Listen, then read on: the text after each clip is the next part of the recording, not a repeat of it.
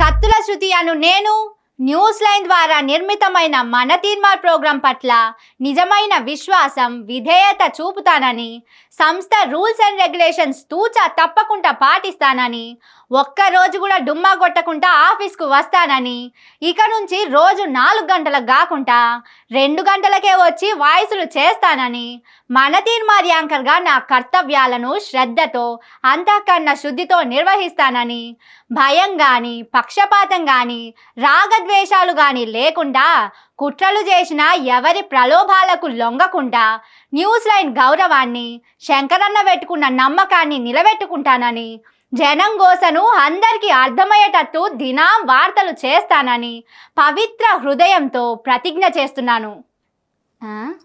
ఓ పిల్ల, ఏంది ఇప్పుడీ ప్రమాణ స్వీకారం ముచ్చట ముంగటేసుకున్నావు అని అనుకుంటుర్రా? మీరే చూడుర్రిగా. ఎన్నాళ్ళో వేచిన హృదయం ఈనాడే ఎదురవుతుంటే అనే పాట మనం నిన్ననే వాడుకున్నాం కదా. ఇక ఇప్పుడు 3 కాంగ్రెస్ లీడర్లకు గీ పాట వాడుకునే టైం వచ్చిందుల్లా. ఎప్పుడు తెల్లారుతుందా? తెల్లారంగానే తానం చేసి దేవునికి మొక్కి తెల్ల బట్టలు వేసుకొని గవర్నర్ సారు ఆఫీసులో అందరికంటే ముందే పోయి కూసుందామా అని కండ్లలో ఒత్తులేసుకొని ఎదురు చూస్తురట. ఇక అసలు ముచ్చటేందంటే, రేపు మాపు అని ఇన్నొత్తులు టైం పాస్ చేసుకుంటూ వచ్చిన కొత్త మంత్రుల ప్రమాణ స్వీకారం కార్యం రానే వచ్చింది. మొత్తం 6 కుర్చీలు ఖాళీగుంటే దాంట్లో ఇప్పటికైనా 3 కొత్తగా కూర్చోబెట్టాలని చూస్తుందట కాంగ్రెస్ హైకమాండ్ వాళ్ళు. అయితే ఎవరెవరు కొత్తగా మంత్రులు అవుతారనేది ఇంకా ఢిల్లోళ్ళు రేవంత్ సార్కు చెప్పలేదంట.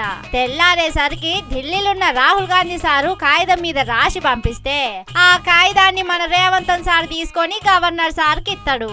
అయితే గా కాగితంలో ఎవరి పేరు ఉంటదనేది మాత్రం ఇంకా సీక్రెట్ గానే పెడుతురు కాంగ్రెస్ వాళ్ళు. గీ ముచ్చట గిట్లుంటే కొత్తోళ్ళు వచ్చుడే కాదు, 2 పాతోళ్ళను కూడా పీకేస్తారని, మొత్తం 5 మంది కొత్తగా ప్రమాణ స్వీకారం చేస్తారని గుసగుస పెట్టుకుంటుర్రు. చూడాలి మరి ఏమైతుందో.